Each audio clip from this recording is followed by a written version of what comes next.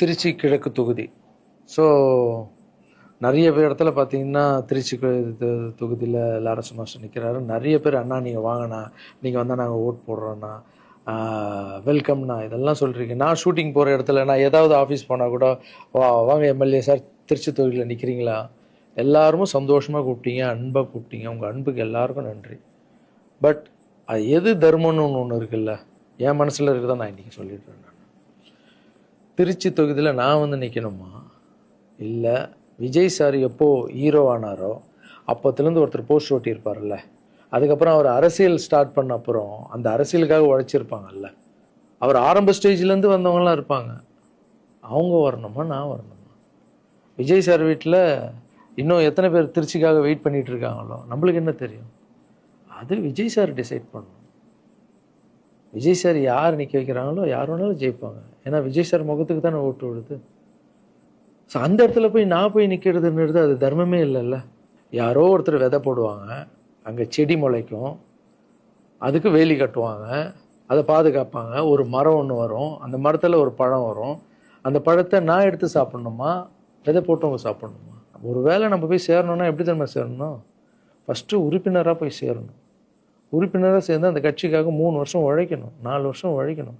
கட்சியுடைய எல்லா நலத்திட்டங்களையும் எத்தனை போய் வெளியே சொல்லணும். கடமையை செய் பலனை எதிர்பார்க்காதன்றது தான் என்னுடைய கோட்டை. உழைக்கணும். அப்புறம் கட்சி மேலிடம் பார்த்து சிஎம் பார்த்து நல்லா உழைக்கிறாங்க ஒரு போஸ்ட்டு கொடுத்தா அந்த போஸ்ட்டில் நம்ம இருந்து என்ன பண்ணணுமோ அதை பண்ணணும். அது தர்மம். நான் ஃபஸ்ட்டு என்னுடைய நிலைப்பாடை சொல்கிறேன். நான் எதுக்கு அரசியல் வந்திருக்கேன், ஏன் வந்திருக்கேன், யார் கூட போக போகிறேன் அப்படின்றத இன்ஃபார்ம் பண்ணுறேன். ஒரே ஒரு விஷயம் அவர்கிட்ட ஹெல்ப் கேட்க போகிறேன், எனக்காக இல்லை. எப்படி நம்ம ஹெல்ப் கேட்க போகிறேன்? கலைஞர் ஐயா இருந்தார், அவர் இருக்கும்போது நான் ஒரு சில குழந்தைங்கிட்ட ஆப்ரேஷனுக்கெல்லாம் ஹெல்ப் கேட்டேன், அவரும் பண்ணார். அதுக்கப்புறம் உதயநிதி ஸ்டாலின் சார் அவர்கிட்ட இப்போ தான் லேட்டஸ்ட்டாக ஒரு 2 மாதத்துக்கு முன்னாடி என்னுடைய மாற்றுத்திறனாளி பசங்க மல்லர் கம்பம் கற்றுக்கிட்டாங்க. மல்லர் கம்பம்னா ஒரு கட்டையை வச்சுட்டு அதுக்குள்ளே டான்ஸ் ஆடுறது கஷ்டப்பட்டு கற்றுக்கிட்டாங்க.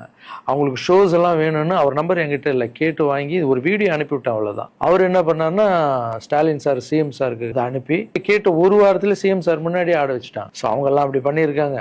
அப்புறம் அன்புமணி ராமதாஸ் சார் பண்ணியிருக்காரு.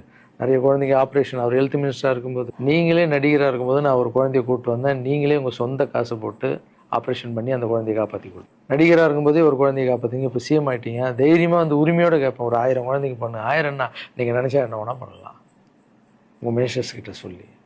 அது உரிமையோடு வந்து நான் போய் கேட்குறதில்ல, நியாயம் இருக்குது. அது சிஎம் பண்ணும்போது அதை வெளியே வந்து சிஎம் எனக்காக என் நண்பர் வந்து இத்தனை ஆப்ரேஷன் பண்ணார், இத்தனை குழந்தைங்க இந்த ஹெல்ப் பண்ணாருன்னு அப்போ பெருமையாக சொல்லிக்கலாம். நம்ம அதுக்குன்னு ஃபீல் பண்ணுறாதீங்க, அண்ணன் அரசியலுக்கு வரமாட்டார் போல்.